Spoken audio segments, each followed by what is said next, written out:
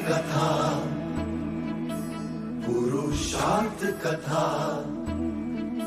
सुनो सुनो सिद्धार्थ कथा।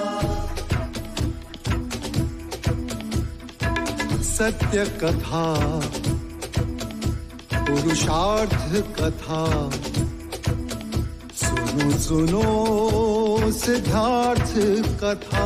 चढ़ते सूरज सा तेजवान वो कीर्तिमान, हुंकार भरे जब कूच करे, थर थर कांपे आसमान।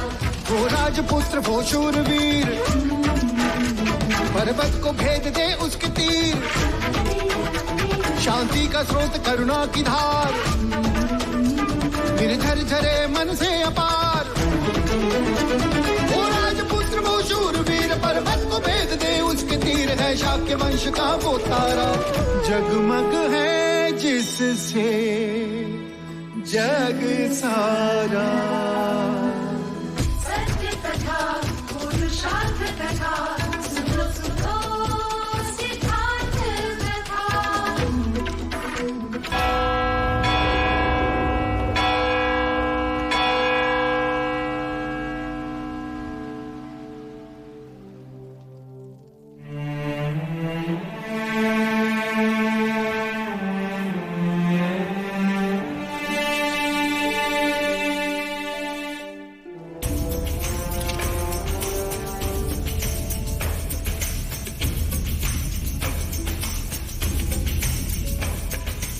हर क्षत्रिय के लिए सौभाग्य दिवस होता है जिस दिन उसके तलवार को तिलक किया जाता है।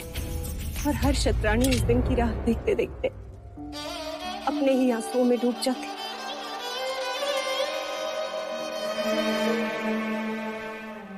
देवी, अब तुम्हें मेरे बारे में चिंता करने की कोई आवश्यकता नहीं। रणभूमि में मैं अकेला नहीं हूं, मेरे साथ हमारा पुत्र भी होगा। उसकी व्यूह रचना ने शाक्यों को उत्साहित कर दिया। कहाँ है युवराज? वो तो कंठक को लेकर प्रातः काले चले गए महाराज। चले गए? जब उसे ज्ञात था कि आज हम सेना के साथ कूच करेंगे, ऐसे अकेले जाने का अर्थ क्या? आप चिंतित ना हो देव, कदाचित इसमें भी उसकी कोई व्यू रचना होगी। माता अभी आपकी रक्षा करे।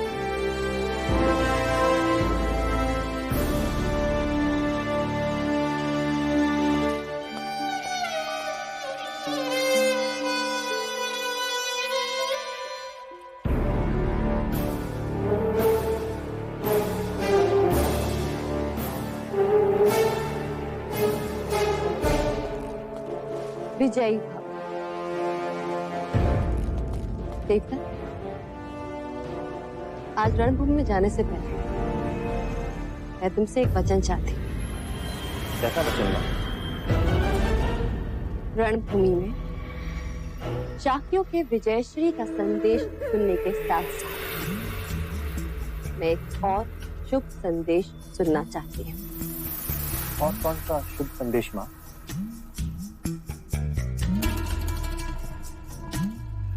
युवराज सिद्धार्थ की मृत्यु का संदेश। माँ,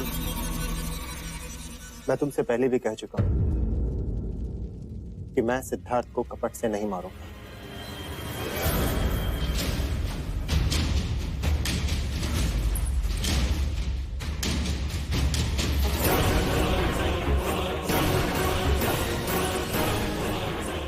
परंतु यदि रणभूमि में सिद्धार्थ शत्रुओं से घिर गया तो मैं उसे बचाऊंगा भी नहीं। ये घटना तो तब होगी जब सिद्धार्थ रणभूमि में होगा। मतलब? सुबह से पूरा राजमहल से ढूंढ रहा है, न जाने कहां चला गया।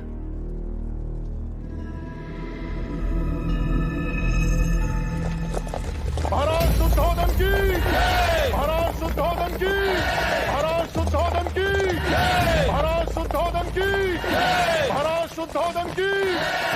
युवराज सिद्धार्थ आ गए? अभी तक नहीं भाई महाराज। ये जाने कहाँ गए? आते ही मुझे सूचित कर दो। जी महाराज।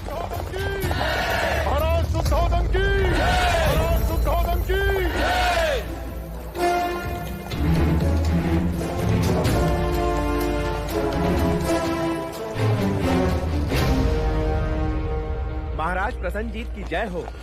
महाराज शुद्धोधन अपनी सेना के साथ कपिल वस्तु से कूच कर चुके हैं। अर्थात शाक्यों का अभिमान उन्हें मिट्टी में मिलाकर ही रहेगा। अब कोई भी दीवार हमें शाक्यों पर विजय प्राप्त करने से नहीं रोक सकती।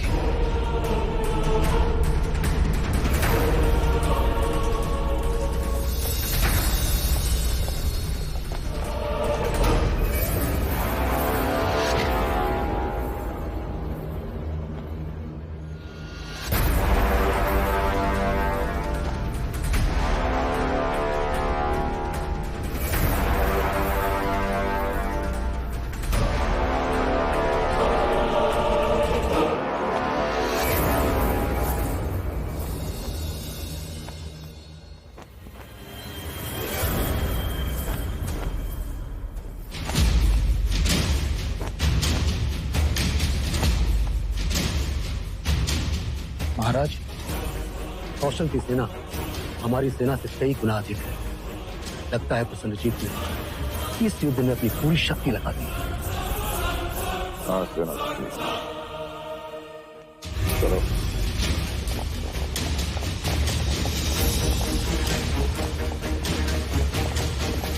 मनोज, क्या सारे शाक्य राजा अपने सेना समेत आ गए?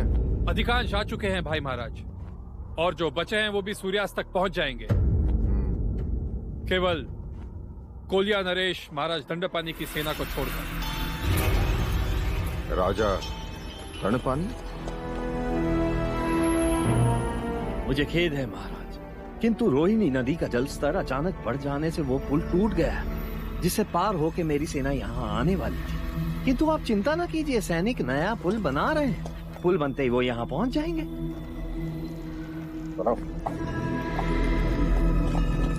सेना तब पहुंचेगी महाराज जब निकली हो।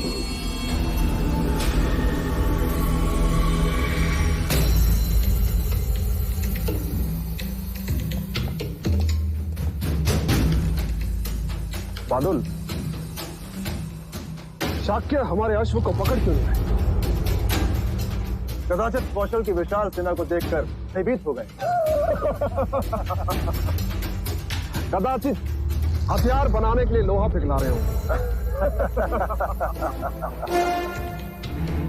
महाराज, अभी अभी गुप्तचर से सूचना मिली है कि महाराज शुद्धोधन का ज्येष्ठ पुत्र सिद्धार्थ युद्ध की घोषणा सुनते ही भाग गया।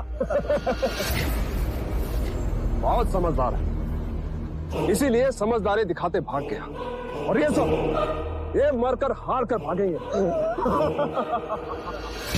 युवराज सिद्धार्थ की व्यूह रचना के अनुसार कल सुबह हम प्रसन्नजीत को घाटी के छोटे मैदान पर चुनौती देंगे। अपने अपनी तैयारियां कर लो और सबको अपना अपना स्थान लेने की सूचना दे दो। युवराज सिद्धार्थ का कोई समाचार? खेद है महाराज, अभी तक कोई सूचना प्राप्त नहीं हुई है।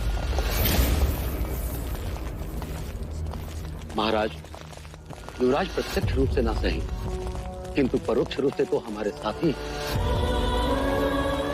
अर्थात उनकी व्यूह रचना तो हमारे साथी है महाराज।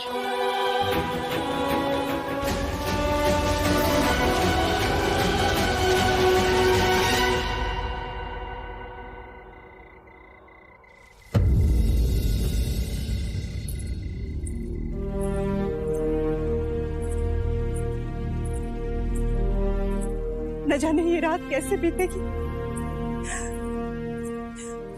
कौन जाने वहां रंगभूमि में क्या हो रहा होगा। प्रजा, संभालो अपने आप को। अमिता दीदी, सिद्धार्थ को ही ले लो, कोई सूचना नहीं है उसकी अभी तक। जाने क्या हुआ कि बिना किसी को बताए कहीं चला गया। महाराज कितना खुश थे उससे, महादेवी, राशिका, युवराज का कोई समाचार? नहीं महादेवी, झूठ मूठी कह देती। हाँ महादेवी, कैसे हाँ कह दो महादेवी? जो समाचार मैंने सुना है वो अत्यंत भयभीत कर देने वाला है। समाचार? कैसे समाचार? लाशिका बोल। कल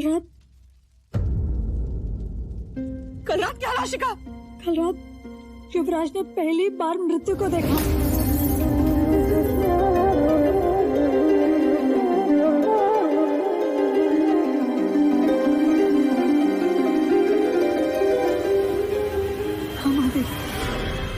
चन्ना ने बताया कि कौशल के राजदूत बलदेव की युवराज के सामने उन्हीं की गोद में मृत्यु हो गई और उस घड़ी के बाद से युवराज बस यही कहते रहे कि मैं युद्ध को रोकूंगा मैं युद्ध को। यही कहते कहते वहां से चले गए।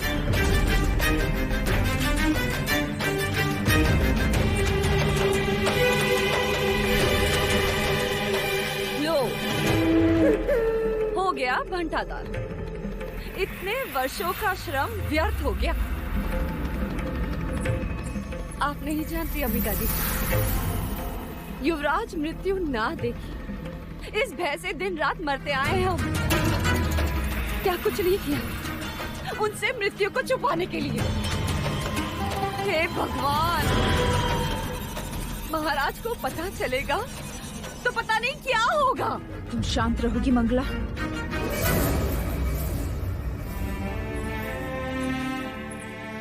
कुछ नहीं होगा, तुम केवल अपना सामर्थ्य बनाए रखो प्रजा। सिद्धार्थ को कुछ नहीं होगा।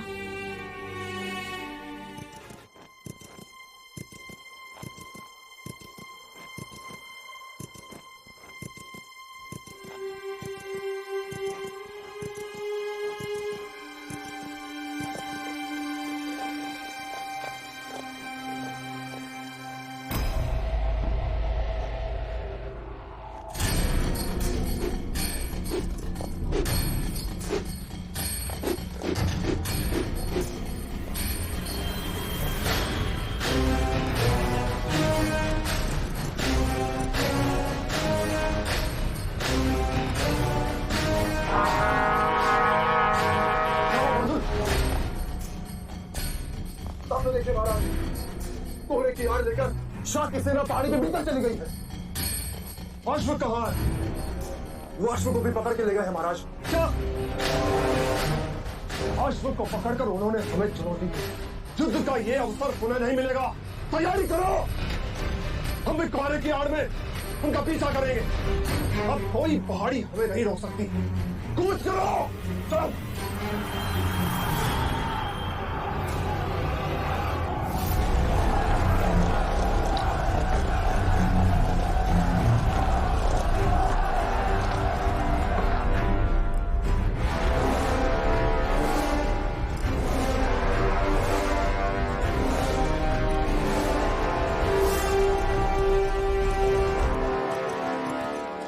अप्रतिम। कुमार देवदत्त की जय, कुमार देवदत्त की जय, कुमार देवदत्त की जय, कुमार देवदत्त की जय।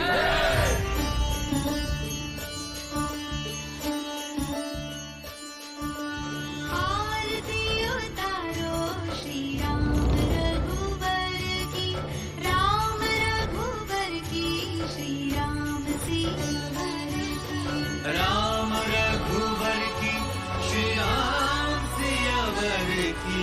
आरती उतारो श्री राम। आप प्रसाद समझ कर ही खा लीजिए। आपने और माँ ने कल से कुछ नहीं खाया। और तूने कुछ खाया?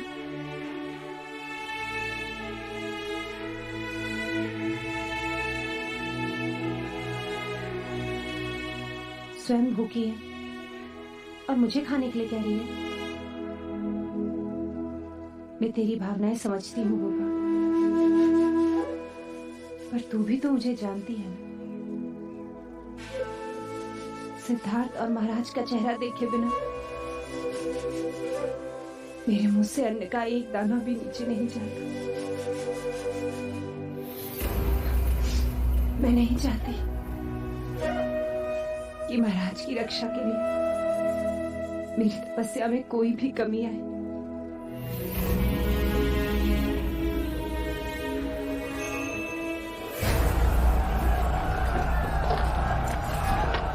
महाराज,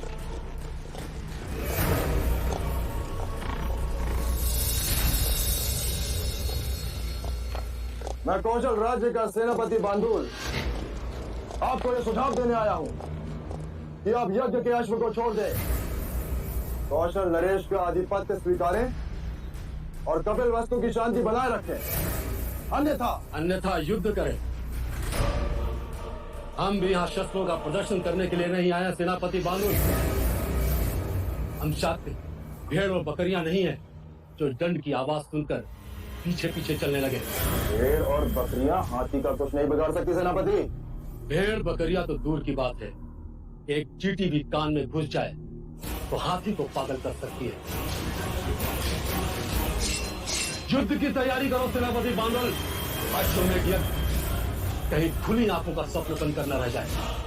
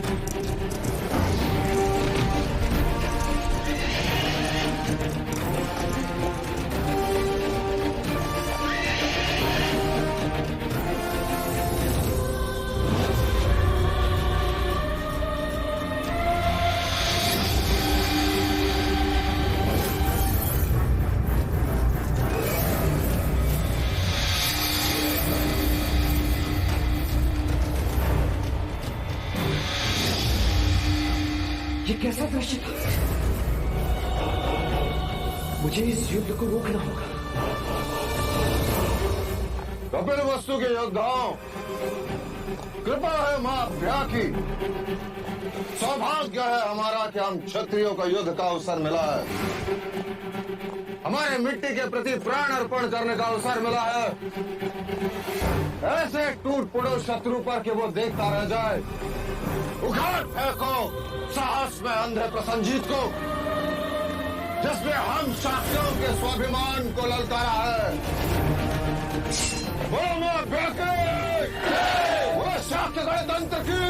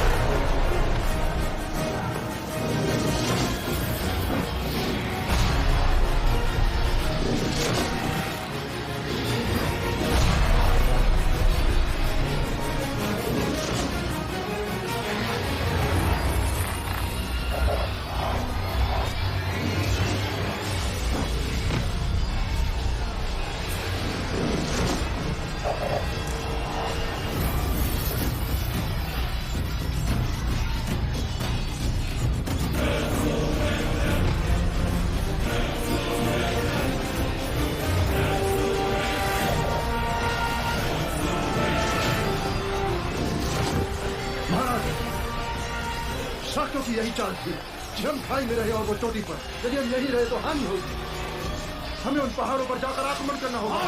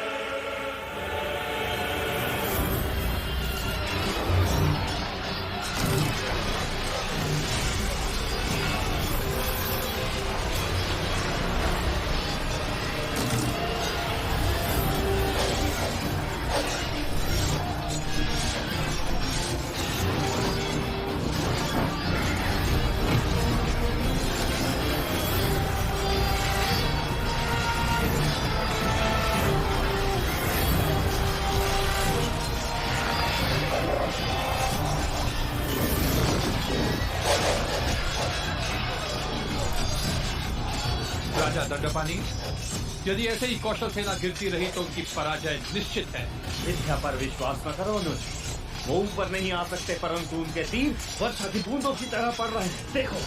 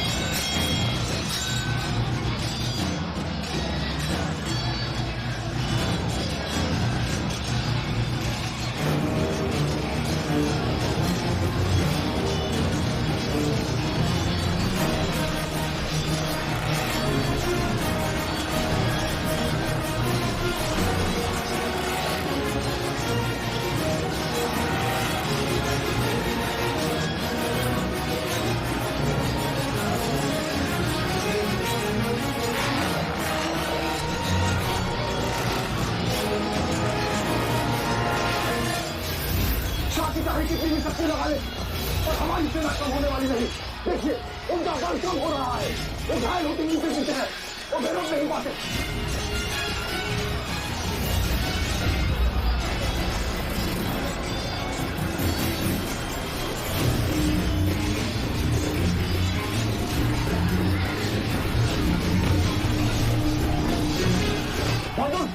तुम शास्त्रों से अग्नि वर्षा करो, जाओ जी महाराज।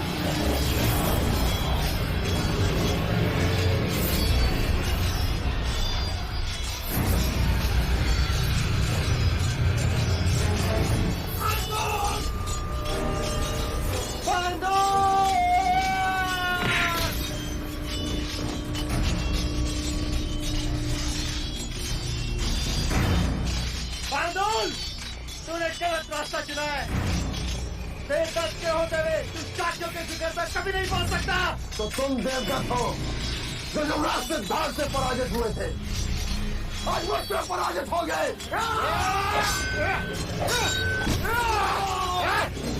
शरणागति स्वीकार करो राजा शुद्धोधन, अन्यथा मेरी तलवार तुम्हारा शिरछेद करने में विलंब नहीं करेगी। लगता है तुम अपने पिता की बात नहीं मानते प्रसन्न जी।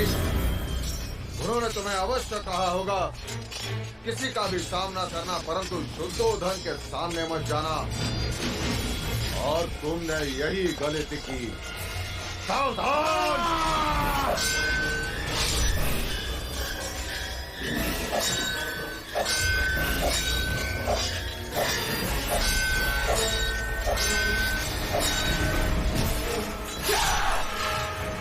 राजा अमितोदन, महाराज को समझाओ, हमारी सेना कम हो रही है और वो अपनी सेना को बढ़ा रहे हैं। आधिपत्य स्वीकार लें, अन्यथा हम बुरी तरह पराजित हो जाएंगे। शायरों की बोली नहीं बोलता राजा दंडपानी, और पराजय से पहले पराजय नहीं स्वीकारता।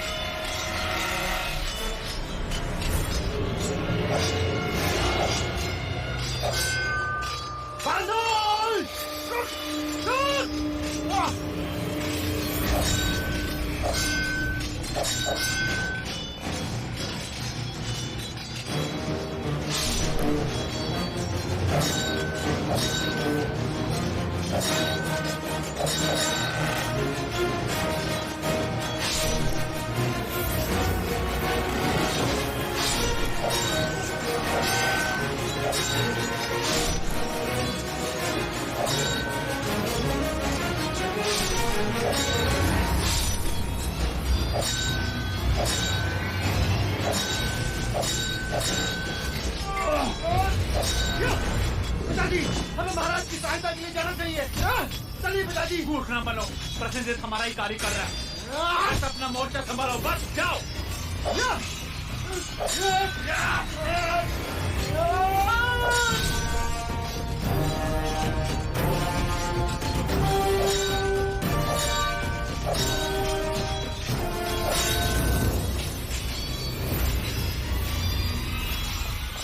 मेरे चरणों में अपना शीश झुकाओ और अपने प्राणों की भिक्षा मांगो, भिक्षा। मैं तुम्हारे प्राण नहीं लूंगा। इस समय भी तुम्हें मेरी ही आज्ञा का पालन करना होगा प्रसन्न जी। कर दो शिरच्छेद। भाग्यशाली समझो कि मेरी तलवार फंस गई, अन्यथा क्या?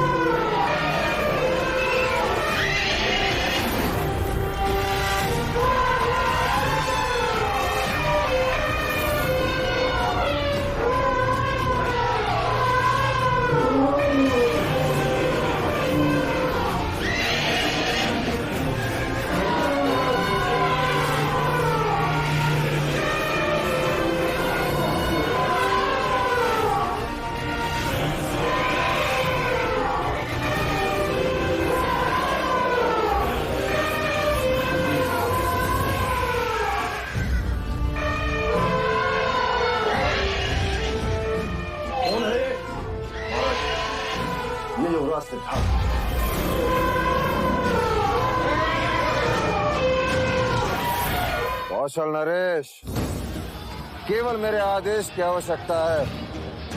ये सारे हाथी कुछ ही पल में तुम्हारी सेना को कुचल देंगे।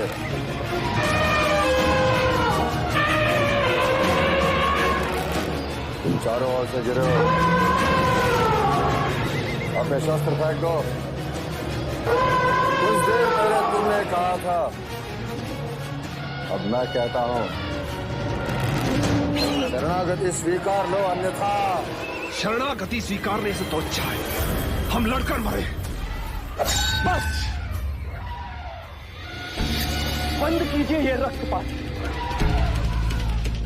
रोक दीजिए अहम की लड़ाई। क्या पाएंगे आप? युद्ध से कभी किसी को कुछ प्राप्त नहीं होता, केवल घृणा बढ़ती है। जानते हैं आप, युद्ध में कभी किसी की विजय नहीं होती, केवल मनुष्यता की हार होती है। युद्ध में विजयी को भी नुकसान ही होता है, वो अपने देश के कई उत्तम मनुष्य को खो देता है, अपनी प्रगति के कई वर्ष खो देता है। क्यों लड़ते हैं हम सब उस धरती के लिए जो कभी आपकी थी नहीं? हम अपने प्राण दे सकते हैं युवराज, अपना स्वाभिमान नहीं दे सकते। तो इस यक्ष प्रश्न का उत्तर आप ही सुझाएं कौशल नरेश, जिससे आपके स्वाभिमान को ठेस भी न लगे और ये रक्तपात भी रुक जाए और युद्ध विराम भी बना, जिससे मनुष्य राक्षस होने से बचे।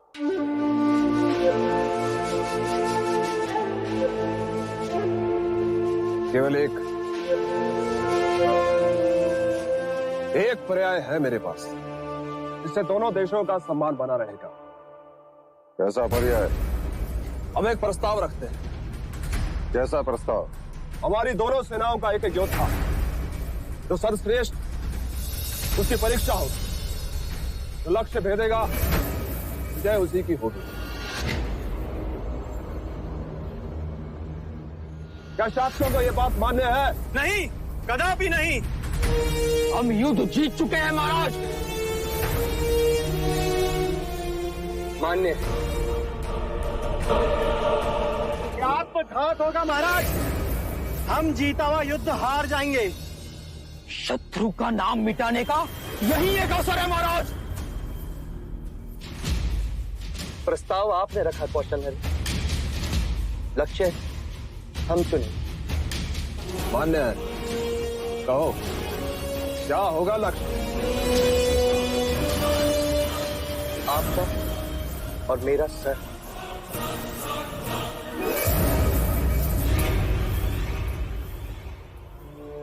यह मुकुट ही राजा के अहम का प्रतीक होता है। तो क्यों ना आज हम इसे ही लक्ष्य बनाएं। आपका मुकुट मेरे सर होगा, मेरा आपका, और हमारी सेना का सर्वश्रेष्ठ धनुर्धर उसे भेदेगा। जो लक्ष्य भेदेगा उसी की विजय।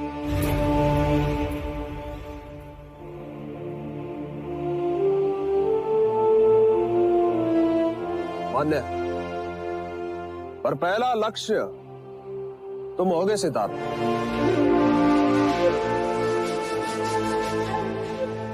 तुम मेरा मुकुट पहनोगे।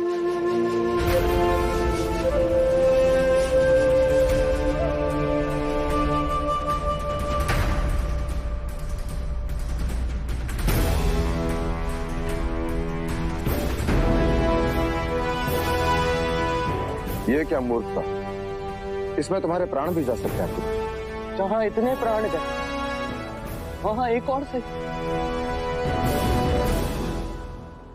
यदि मैं युद्ध जीत गया तो बहुतों के प्राण बच जाएंगे।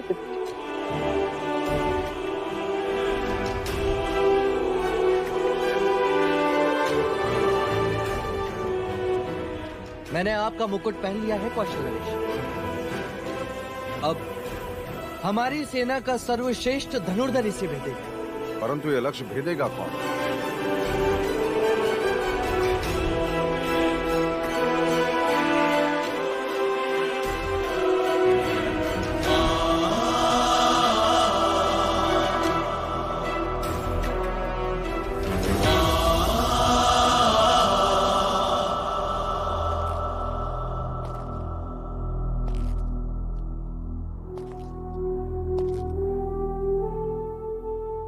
हमारी सेना में सर्वश्रेष्ठ धनुर्धर केवल आप ही हैं ज्येष्ठ।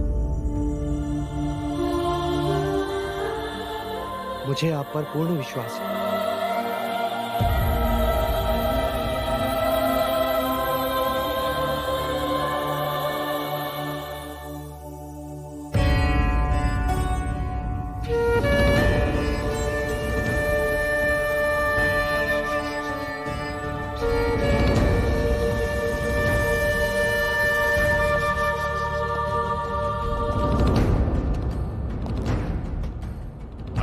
तुम्हारे साथ है पुत्र। लक्ष्य सिद्धार्थ का मुकुट नहीं, उसका सर होना चाहिए।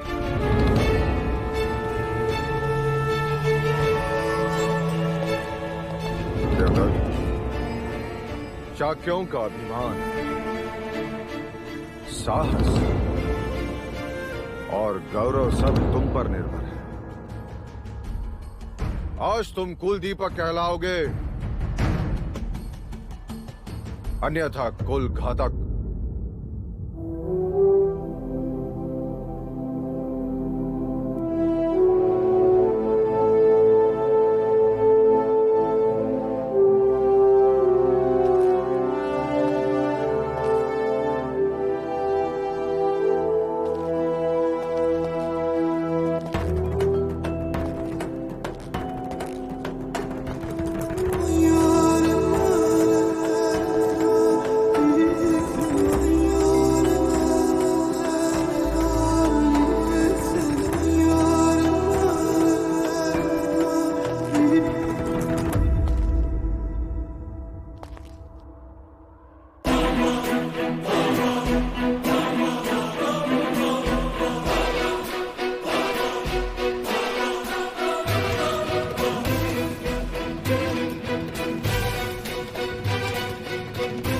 ये मेरा खेत है।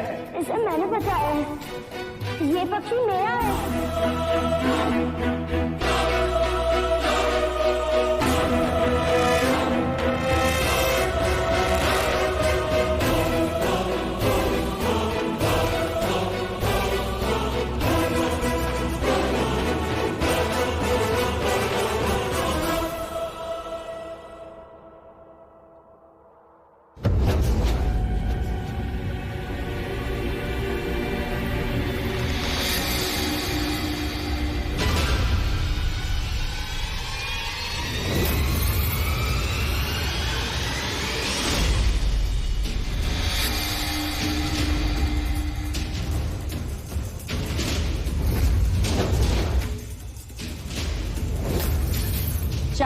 के विजयश्री का संदेश सुनने के साथ साथ मैं एक और शुभ संदेश सुनना चाहती हूँ। और कौन सा शुभ संदेश माँ? युवराज सिद्धार्थ की मृत्यु का संदेश। शाक्यों का अभिमान, साहस और गौरव सब तुम पर निर्भर।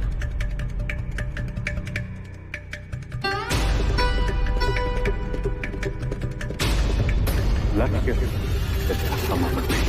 आज तुम कुल दीपक कहलाओगे, अन्यथा कुल खत्म।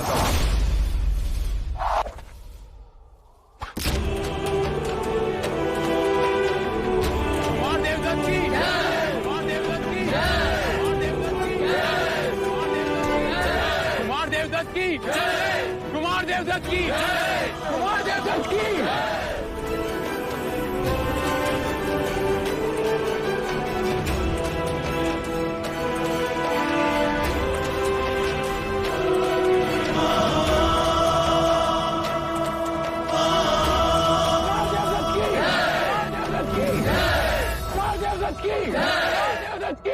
कुमार देवदत्त की, कुमार देवदत्त की, कुमार देवदत्त की, कुमार देवदत्त की,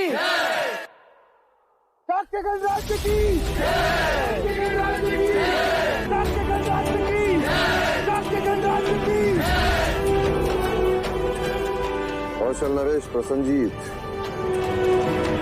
अब तुम्हारी बारी।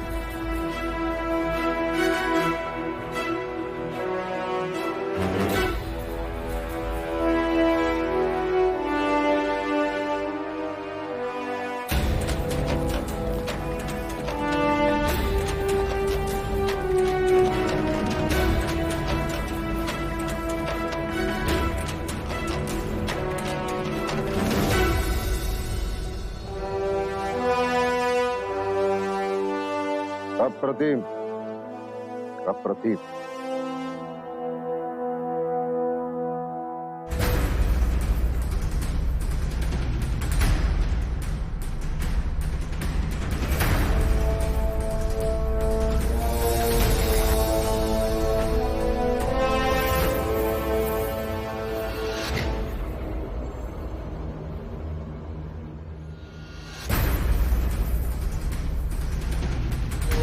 बहादुर, तीर चलाओ।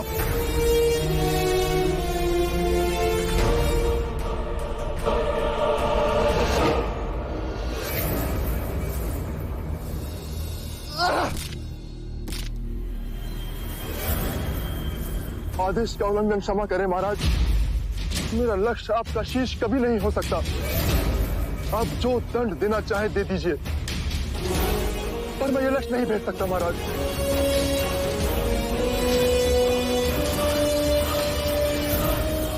कोई है कोई योद्धा जो इस मुकुट को अपना लक्ष्य बना सके?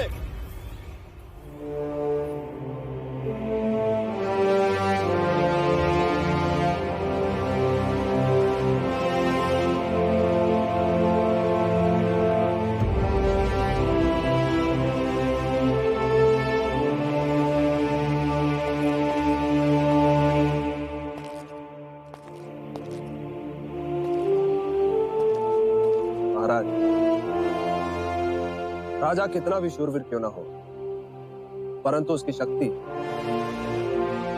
उसकी सेना से होती है।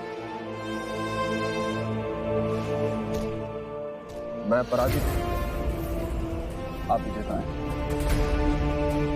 रुक जाओ महाराज, ये शत्रु है और शत्रु का सर शीघ्र अतिशीघ्र धड़ से अलग कर देना चाहिए। मैंने कहा रुक जाओ। याद है कुछ समय पहले मेरे सर पर तलवार रखकर तुमने क्या कहा था कि मेरे पैर छूकर प्रणाम कर और अपने प्राणों की भिक्षा मांग। यदि मैं चाहूं तो इसी समय तुम्हारा शिरच्छेद कर दूं, परंतु युद्ध में विजय प्राप्त करने का श्रेय जिसके सर पर है, मैं चाहता हूं कि इसका निर्णय भी वहीं ले। सिद्धार्थ, क्या चाहते हो तुम?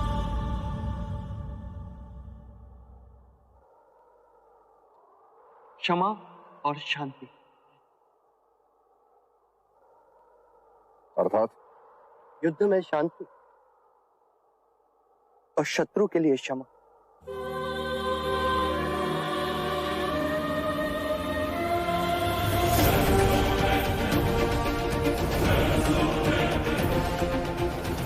उठो प्रसन्न। हम शाक्य शूरवीरों का सम्मान करना जानते हैं। तुम्हारे पिता महाकौशल एक महान योद्धा, उन्हीं का मान रखते हुए मैं तुम्हें जीवन दान देता हूँ। महाराज, ये युद्ध नीति के विरुद्ध है। या शत्रु का सर काट दिया जाए या उसे बंदी बना दिया जाए।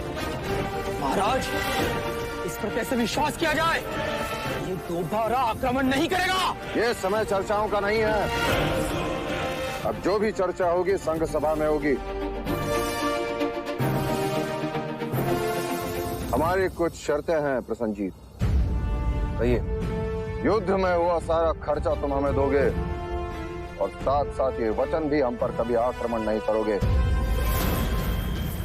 मैं वचनबद्ध हूं महाराज शुद्धोधन। क्या इस संधि के नाम पर मैं आपसे कुछ भेंट ले सकता हूं राजा प्रसन्नजीत? प्राण और स्वाभिमान के सिवा कुछ भी मांग सकते हैं। वो सारे शस्त्र जो आप अपने साथ लाए, वो शस्त्र जो प्राण लेते अब और प्राण ना ले सकते। क्या करोगे उन शस्त्रों? उन्हें पिघलाकर सीमाओं पर उन पर संदेश लिखूं। युद्ध से युद्ध का अंत नहीं होता, मनुष्यता का अंत होता है। शांति से स्नेह बढ़ता है।